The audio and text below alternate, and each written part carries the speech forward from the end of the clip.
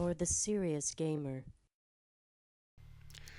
What's going on, guys? It's Colin, and I'm bringing you a game of Rush Attack on Atacama Desert here for Next Gen Tactics. And what I'm going to do is actually present this in two parts. The first will cover the first two bases, and the second video, which I'll post in a day or two, will cover the final part. And what we do right off the bat is hop into a vehicle, and what we're going to try and do is make a flanking maneuver to the left in order to take down the objective.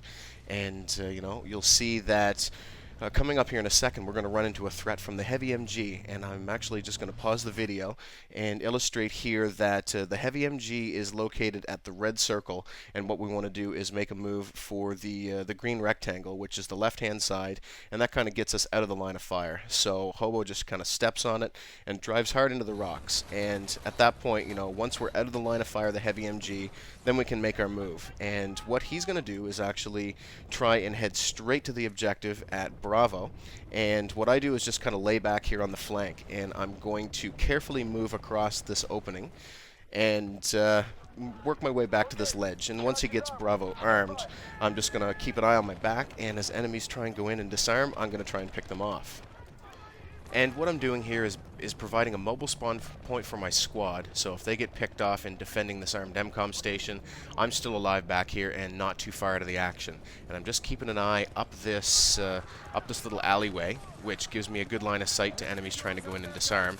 I picked this one off here, and before too long we're going to take down Bravo. And this puts us in a pretty good position actually to flank around behind the base and try and establish map control so that we can go and make a move on Alpha.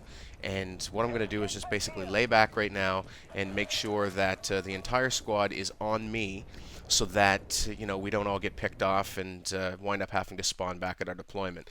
Now here I just want to draw your attention to the mini-map. You can see that I know my squad's run ahead of me, and Stone has already made a move up to the right, and I basically just want to stay spread out so that we avoid any of those nasty double or triple sprays. And I want to maintain a separation of 3 or 4 seconds from my squad mates. And so here we're going to come up through the back alley, and you actually have to go out of area to get to this point. But what I want to do is control this rear area of their base. And from the defender's perspective, I am centrally located here. So, I do have a good eye on the objective, and I have a line of sight to where the defenders are going to be spawning over on this building in front of me and trying to get at Alpha. And what I want to do is just make sure that anyone I see I spot. And right here, I'm going to pick them off the anti-aircraft gun, and I actually get a nice double kill before I get shot in the back. So, if you just sit in this spot, you are going to get picked off, but luckily the rest of the squad's able to maintain a presence, so I can spawn on Stone, and we take down the objective, and now it's just basically time to clear out the base before we try and move up, because there are several enemies that are trying to linger around this base and basically spawn kill us. So, you want to clear that up before you move on. I am going to get taken down one more time, but luckily Stone's running the medic kit and picks me back up. So my kit selection here is actually the M16 Spec Act, and I'm using the iron sight so that I can run the grenade upgrade spec. And what that gives me is 4 smoke grenades, basically, which are really important, I find, on this map. But not necessarily in moving between the first and second bases, but once you get up between bases 2 and 3, and then 3 and 4, you have to basically sprint through some really open areas without a lot of cover.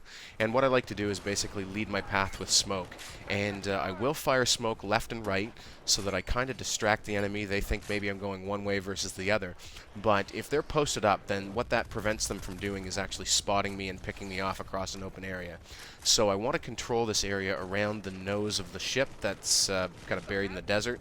But some of the defenders have pushed up beyond the MCOMs and beyond the ship, and I think there's one left that I want to make sure is cleared out before we make our push to the objective.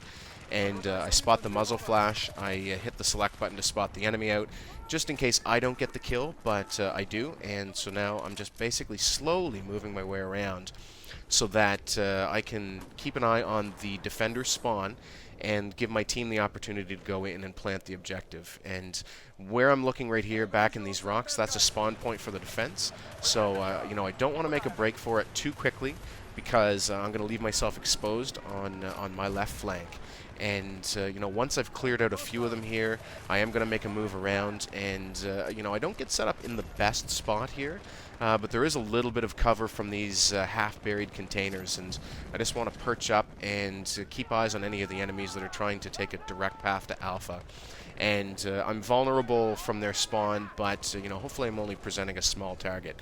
And right now we take down Alpha, and it's going to be really hard for me to get from the position I'm at over to Bravo. And so I'm just going to pick off these two defenders that were a little bit late getting in to arm the station, and I want to get to this container, which isn't a bad spot.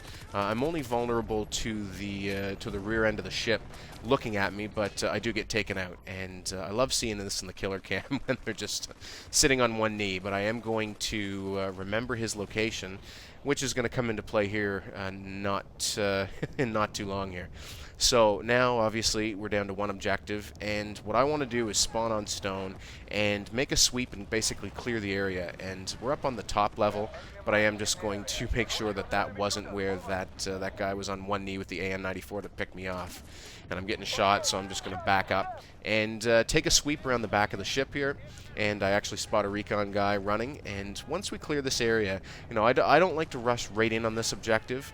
Some of my squad mates, like Hobo in particular, he is, he's very objectively oriented. He will run right to the objective and arm it and basically brute force it.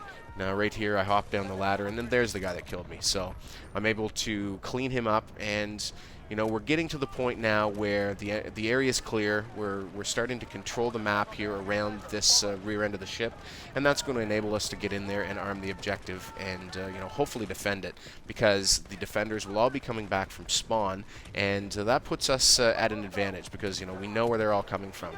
They're not going to have the element of surprise. So I drop down here after getting shot at. I'm going to clean up one defender that's coming in, and actually one of the teammates who's not on my squad sets the charge. And now I'm just going on a little tear here to defend it. I toss one grenade because I know an enemy spotted and is coming in, and this second grenade I throw almost turns out to be an epic fail. It bounces off the back of Hobo's head and right in front of me, and I know I can't move, otherwise I'm dead meat by my own grenade. But, I go on a nice little streak here with the M16 and then with my handgun, and we managed to clean this base up. So anyway, guys, I hope you enjoyed it, and let me know what you think about splitting these up, because I've found on my channel that people don't want to stick around and watch, the 15-minute videos. So I'll try and present these in two parts if that works for you guys. But this is coming to an end. I clean up this one last defender who didn't manage to get the disarm, and that is it. So let me know, guys. Part 2 coming in the next couple of days. Cheers. We'll talk soon.